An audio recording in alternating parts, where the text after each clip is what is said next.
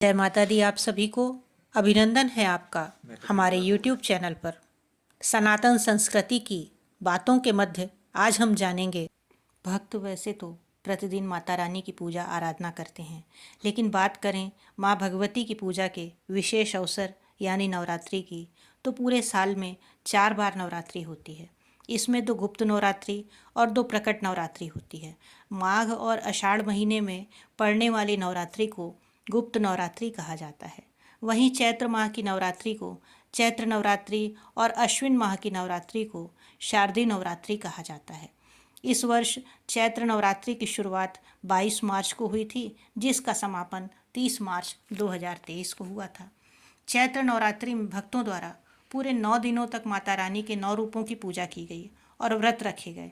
अब इसके बाद आषाढ़ महीने में गुप्त नवरात्रि होगी।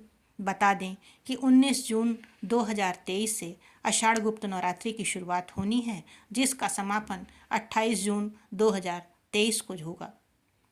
प्रकट नवरात्रि में कैसे अलग है गुप्त नवरात्रि। चैत्र और आश्विन महीने में पड़ने वाली नवरात्रि को प्रकट, उदय, प्रमुख और बड़ी नवरात्रि के नाम से जाना जाता है। वहीं माघ और आषाढ़ महीने में पड़ने वाली नवरात्रि गुप्त नवरात्रि कहलाती है। प्रकट नवरात्रि में घर, मंदिर, पंडाल जैसे स्थानों पर माँ भगवती की पूजा होती है और हर व्यक्ति इस पूजा को कर सकता है। लेकिन गुप्त नवरात्रि में गुप्त तांत्रिक सिद्धियां पाने और इच्छा पूर्ति के लिए 10 महाविद्याओं की साधना की जाती है। इसकी साधना उपासना को गुप्त रखा जाता है, इसलिए भी इसे गुप्त नवरात्रि कहा जाता है।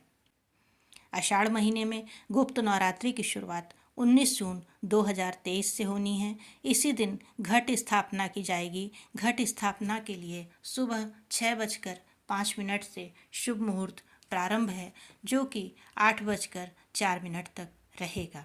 गुप्त नवरात्रि में 10 महाविद्याओं की पूजा का बेहद महत्व है। पहली महाविद्या जानते हैं। गुप्त नवरात्रि के पहले दिन माँ काली की साधना होती है। इन्हें 10 महाविद्याओं में प्रथम माना गया है। माता काली की साधना से साधक को विरोधियों और शत्रुओं पर विजय प्राप्ति होती है। इनका मंत्र इस प्रकार से है: ओम ह्रीं श्रीं क्रीं परमेश्वरी कालिके स्वाहा। नवरात्रि के दूसरे दिन दूसरी महाविद्या माता तारा की साधना की जाती है। मान्यता है कि सबसे पहले महर्षि वशिष्ठ ने महाविद्या तारा की उपासना की थी। इन्हें तांत्रिकों की देवी माना गया है। इस देवी की आराधना से आर्थिक उन्नति और मोक्ष की प्राप्ति होती है। इनका मंत्र इस प्रकार से है: ओम ह्रीं स्त्रीं हूं फट। तीसरी महाविद्या की बात करें तो तीसरे दिन माता त्रिपुर सुंदरी की साधना होती है। इन्हें ललिता या राजराजेश्वरी भी कहा जाता है। इनका मंत्र है ओम ह्रीं श्रीं त्रिपुर सुंदरिये नमः। चौथी महाविद्या की बात करें तो गुप्त नवरात्रि के चौथे दिन चौथी महाविद्या माता भुवनेश्वरी की साधना होती है। संतान सुख की इच्छा वाले दंपति के लिए माता भुवनेश्वरी की साधना बेहद फलदायी होती है। इनका मंत्र इस प्रकार से है: ह्रीं भुवनेश्वराय ह्रीं नमः। पाँचवें दिन की बात माता छिन्नमस्ता की साधना गुप्त नवरात्रि के 5वें दिन होती है। इनकी साधना अगर आप शांत मन से करें तो माता शांत स्वरूप में होती हैं और उग्र रूप से की गई साधना में माता के उग्र रूप के दर्शन होते हैं। इनका मंत्र श्रीं ह्रीं ऐं वज्र वैरोचनीय ह्रीं फट स्वाहा। छठी महाविद्या माता त्रिपुर भैरवी हैं। इनकी साधना से जीवन के सभी बंधनों से मुक्ति मिलती। माँ त्रिपुर भैरवी का मंत्र है ह्रीं भैरवी क्लोम ह्रीं स्वाहा। सातवीं महाविद्या के रूप में गुप्त नवरात्रि में माँ धूमावती की साधना होती है। इनकी साधना से सभी संकट दूर हो जाते हैं। इनकी साधना करने वाला महाप्रतापी और सिद्ध पुरुष कहलाता है। इनका मंत्र इस प्रकार से है: ओम धूम धूम धूमावती देव्यै स्वाहा। आठवीं महाविद्या को बगलामुखी कहा गया है।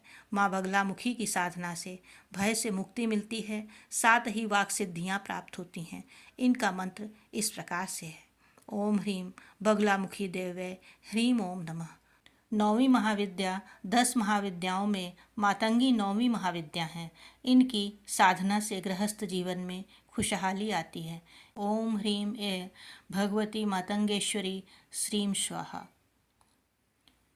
10वीं महाविद्या माता कमला को 10वीं महाविद्या कहा गया है। इनकी साधना से धन, नारी और पुत्र की प्राप्ति होती है। इनका मंत्र इस प्रकार से है: ओम श्रीं ह्रीं श्रीं कमले कमलालये प्रसीद श्रीं ह्रीं श्रीं ओम महालक्ष्मये नमः।